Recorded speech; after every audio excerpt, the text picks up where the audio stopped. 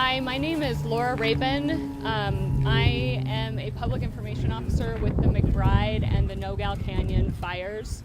With me today is Carrie Gladden. She is also a public information officer with both fires as well.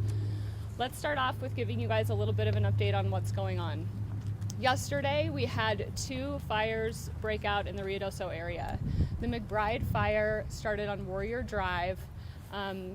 The fire is currently 4,132 acres, 0% contained. The cause right now is unknown and it is under investigation. Resources that have been responding to the McBride Fire include the village of Ruidoso, county resources, state resources, as well as federal firefighting resources.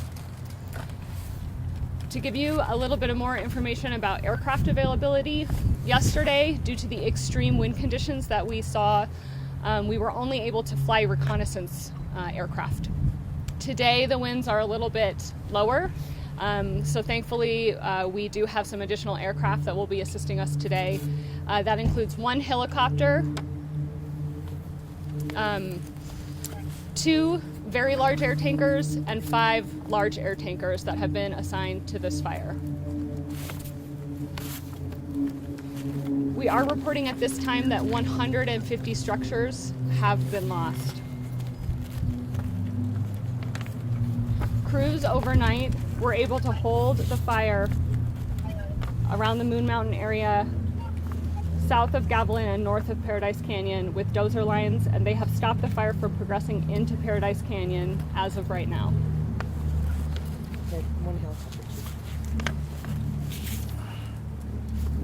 There are numerous areas under evacuation.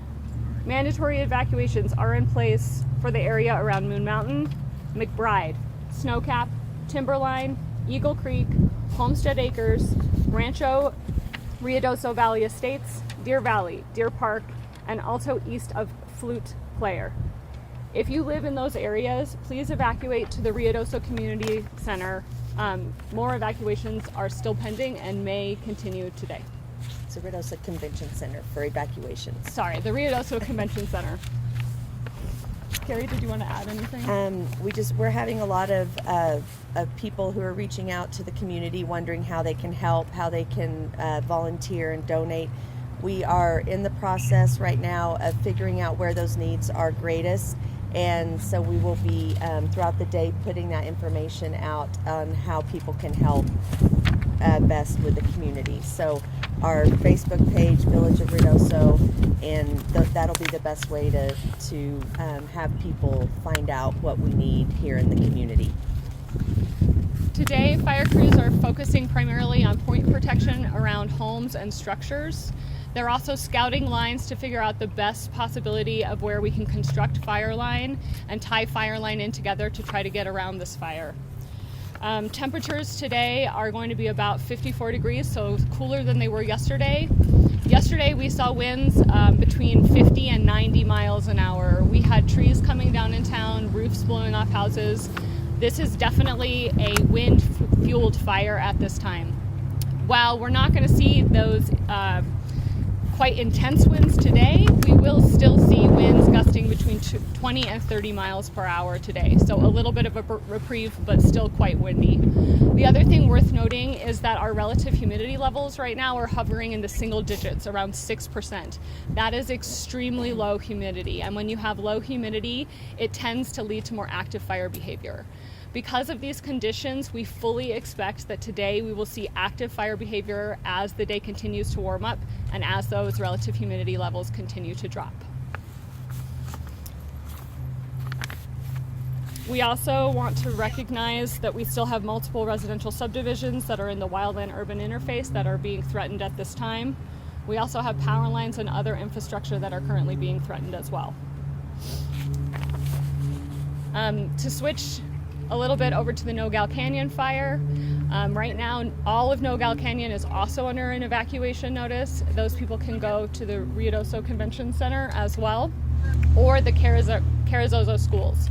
If you have livestock or need a place to house your animals, there are numerous animal shelters in Ruidoso, Roswell, as well as the fairgrounds in Capitan, The Chavez County Fairgrounds and the Otero County Fairgrounds are all accepting livestock if you are being evacuated.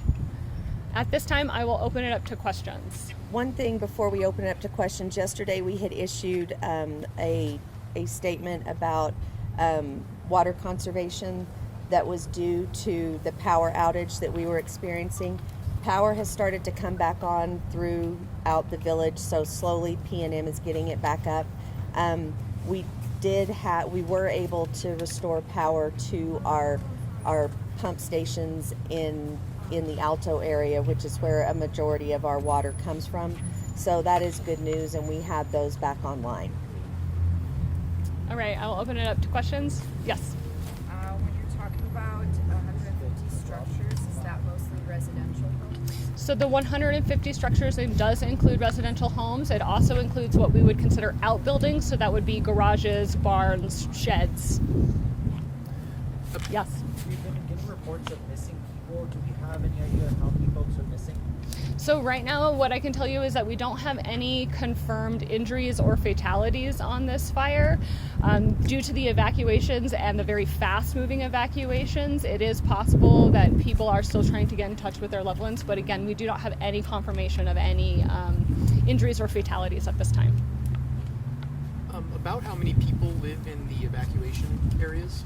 I don't have an exact number of people, but what I can tell you is that the northeastern quadrant of the city has been evacuated, and that does include numerous residential subdivisions. Do we know if other counties are helping with the fire? So right now, we are very fortunate that both local, county, state, and federal resources are working in conjunction with one another.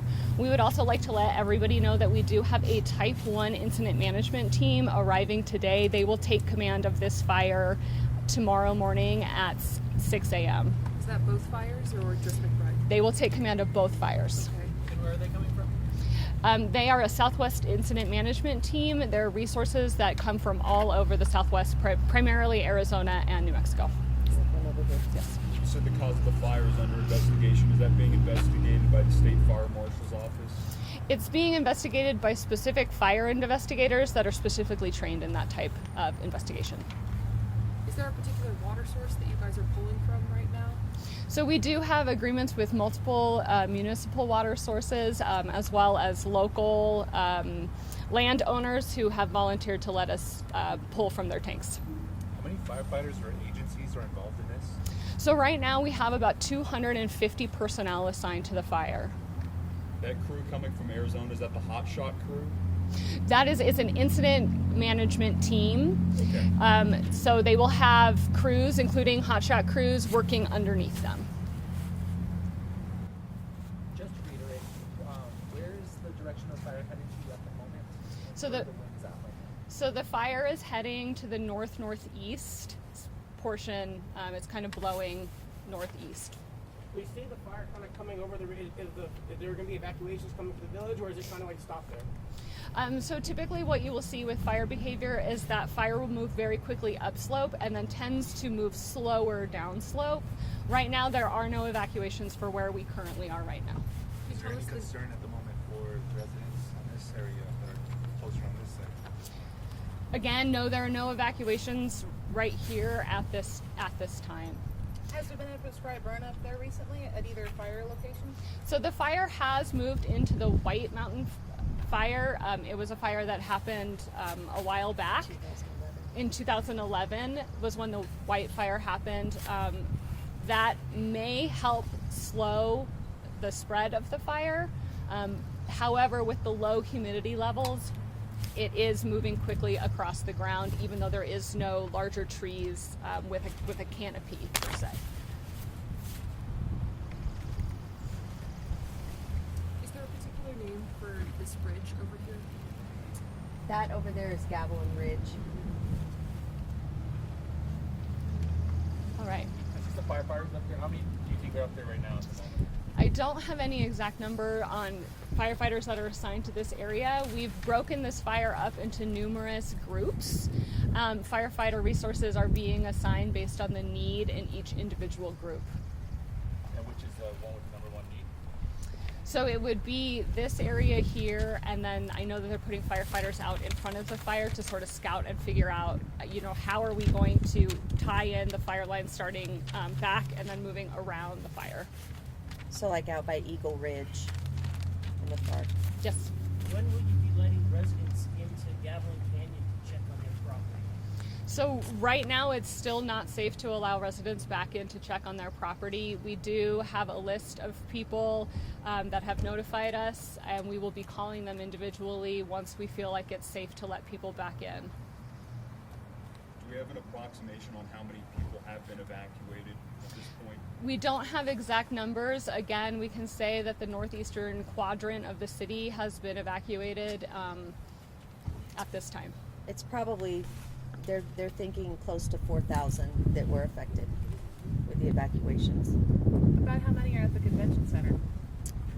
Right now, I think we have a low number at the convention center, and they're actually transitioning that to a warming center where you can come and people who have been displaced can come and pick up things that they might need there, and they are taking some donations at that point as well. So,